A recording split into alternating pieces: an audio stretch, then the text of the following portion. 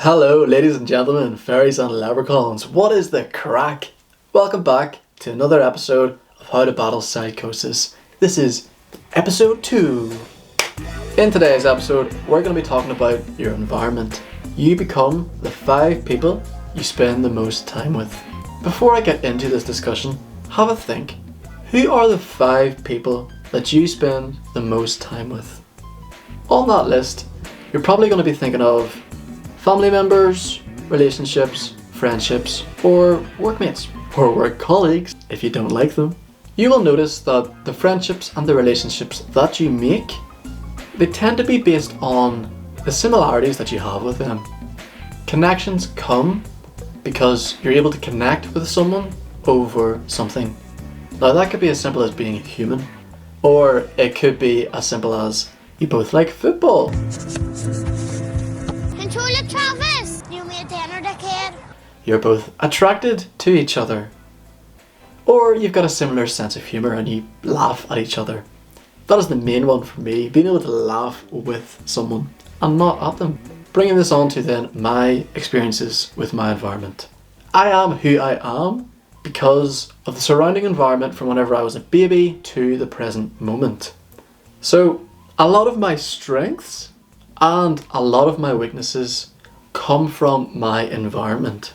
So a couple of things that have came from my family environment is my organisation, my anxiousness, and my indecisiveness. Some things that have came from my friendship environment include my low self-esteem, my confidence, and my self-critical thinking. I got bullied quite a bit whenever I was younger. You see, I thought it was crack meaning fun, but as I have looked introspectively, I've came to realise that it was in fact bullying. So some of these instances include being laughed at, not laughed with. You will be aware of whenever someone is laughing at you and not with you.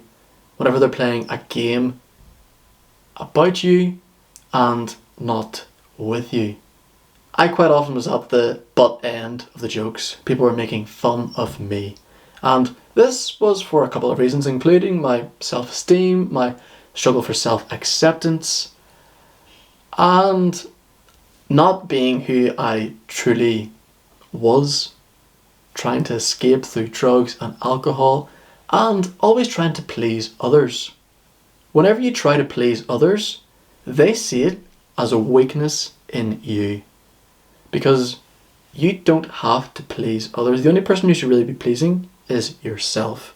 Yes, acts of service are extremely beneficial for society as a whole, but if you're getting a new pair of shoes because you think your mates would like these, or if you're acting all confident and cocky, thinking you're the big man, to hide away from your insecurities, then you're not being your true authentic self.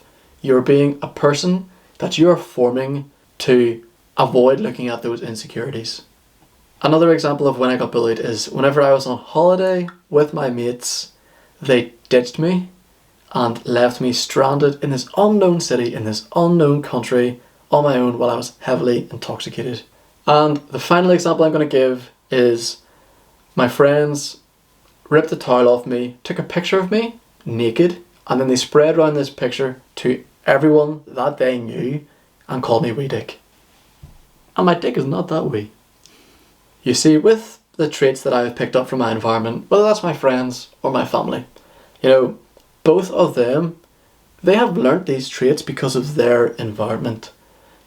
Their insecurities and the way that their parents and their friends have treated them is the reason that they are the way they are today. So for everything that they did to me, it's not their fault. And for the way that I reacted, some of the situations that I found the most hurtful, they weren't the reason for me feeling hurtful. The reason I felt hurtful is because I decided in that moment to feel hurt about it. I didn't have the tools to know how to deal with that situation. And so it's not my fault for feeling hurt then. Yes, I may have had a right to feel hurt, but if I had have had the right tools in order to deal with that situation, I would have been able to control my emotions and deal with the event in a way that I would have liked to. So, if it's not my friend's fault, it's not my family's fault, and it's not my fault, whose fault is it? See, it is no one's fault. To play the blame game is pushing the responsibility elsewhere. The only person who has responsibility over these circumstances is you. I am responsible for my own thoughts and my own actions. Everything outside of that is not under my control. And so, by only being able to control my thoughts and my actions, I am able to control my environment.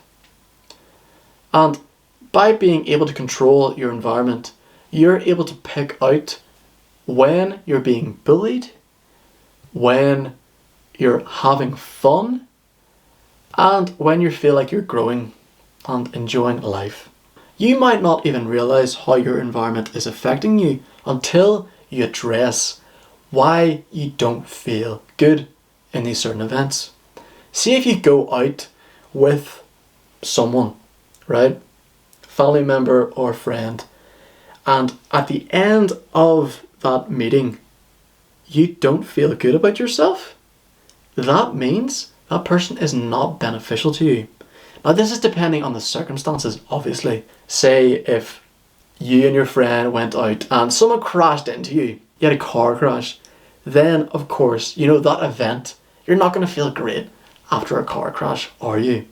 But if it's a simple event like going to a pub and you do not feel good after it, then you need to address that issue and see why you do not feel good after that. There is a good chance that their company is not beneficial to you. Tony Robbins says that there's 6 things that we look for in relationships, and relationships includes friendships and lovers. The 6 human needs that Tony Robbins says we need is number 1, certainty. Number 2 is uncertainty or variety. Number 3 is significance, feeling important. Number 4 is connection and love. Number 5 is growth, whether that's with the mindset or the body. And number 6 is contribution, a sense of service, being able to provide for other people. Within these 6 values, you will see what you look for in people, and see if someone does not meet these criteria, then you probably do not want them in your environment. And so you have to take responsibility as to who you want to have the biggest impact on your life. You have to take responsibility for who is in your inner circle and who is in your environment.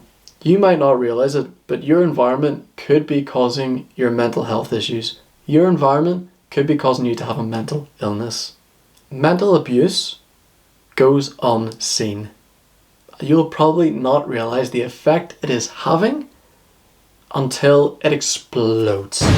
So, have a look at your own environment. See who you want to subtract and who you want to add in. Create the environment that suits you, and it can change your life. We don't have that long in this life, so we want to spend it with the people that make us enjoy life. Now it's time for a question for you leprechauns. How has your environment affected your psychosis? Were you aware that your environment affected your psychosis? And what are you going to do to change that? Please, if you like this video, give it a like. If you didn't like it, tell us why. Write it in the comments and share it to a friend if you think they might find it helpful. Thank you so much for listening, leprechauns. I'll be seeing you soon.